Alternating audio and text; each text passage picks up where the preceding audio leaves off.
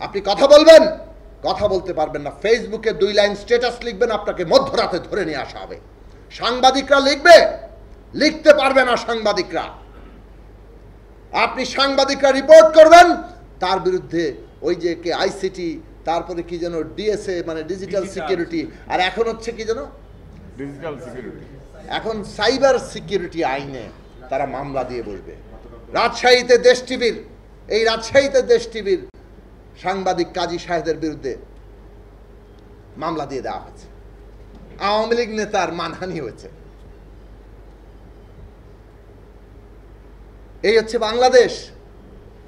মান সম্মান এখন কার আছে, কিভাবে আছে, এবং সেইটা আবার নষ্ট হয়, তারপরে মামলাও দেওয়া হয় এবং তারপর তদন্ত চলে। আর এই দেশে একই সাথে এই যারা কোটিপতি আর ক্ষমতার খুঁটিতে বসে আছে, তারা রাস্তাঘাটে কি করে বেড়াচ্ছে, পুলিশ পেটাচ্ছে, সেই খবরও আমরা দেশের সংবাদ মাধ্যমে দেখছি। পুলিশ সেখানে স্বীকারও করে না যে ঘটনাই ঘটেছে।